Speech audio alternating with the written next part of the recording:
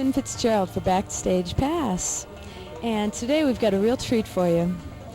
This is someone that you probably know. The name is Gil Bridges, and I play for Rare Earth, the band Rare Earth. Rare Earth.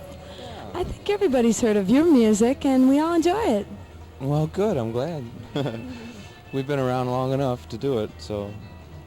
Speaking of which, I'd love to know what Rare Earth has been up to lately, because I think a lot of people are mystified as to what you've been doing lately. Hiding out for about the last... No. We've been doing a lot of touring through the summers, and we've been going to Europe through the winters. We've recorded new records in Europe. We have a new we have a CD that's out in Europe now that was released in '89. We have a new studio album, the first one since 1978. So we're real excited about that. That's coming out in September in Europe, and it'll be hopefully in the States before Christmas. Maybe you could fill us in. Who's doing most of the writing for your new music? Well, some of us write together, and some of us write singly. So together and singly, we've written most of the stuff on the new album. We did 2 remakes. One was Reach Out, the Four Tops tune, which come out very good. And we also did Lady Madonna, the Beatles song. And but the rest of them basically are songs that we've written within the group. Can you tell me, what sort of fans do you expect when you go to your shows? In the States, okay, our staunch fans, of course, are fans from actually the Vietnam days. And what we're getting now is we're playing fairs and festivals, so we get a lot of the Nam-vets bringing their families, their wife and their children, and to our surprise, their children are getting into us as much as their parents. And when I was young, you know, the young people didn't get into their parents' music because it was different. It's changing now, so it's really a surprise to me.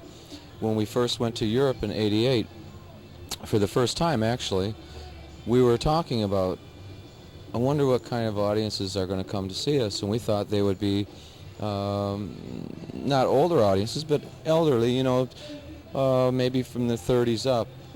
But surprisingly enough, very, very few people over 25. Everyone enjoys your music, young and old, which proves that the music is timeless. So we'd love to know just how Rare Earth came about. Okay, it all began in high school, of course. Basically, where all bands start. Some of us got together and started rehearsing and playing music and decided to play for money. We started playing for weddings, teen clubs, dances, anything we could. And of course, eventually that evolved into club work. We started doing club work, and at the same time, it was a dance crowd. They wanted to hear what was being played on the radio at the time. So at that time, Motown had it locked up. So we played a lot of Motown material, and that's really where we got our roots from. And being from Detroit, we were an R&B band. And we started playing Motown music and eventually wound up signing with that company. Could you tell me how you came back together again as a group? We were broke up from '75 to '80 through business problems and management problems and a lot of internal problems. And in '81, we got a call from a promoter in Michigan to do a reunion concert with Bob Seger and us and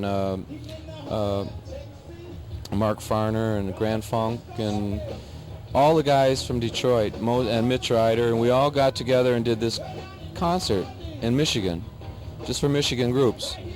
And we got off so much, it was so much fun. We hadn't played for quite a while, years actually, that we just decided to stay with it. So we said, well, you know, this is just as much fun, if not more than it was in the beginning. Let's just keep doing it.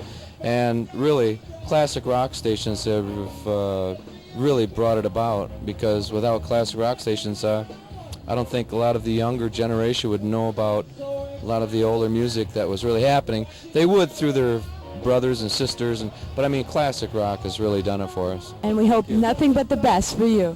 Thanks a lot. Appreciate it. Thank you. This is Finn Fitzgerald for Backstage Pass.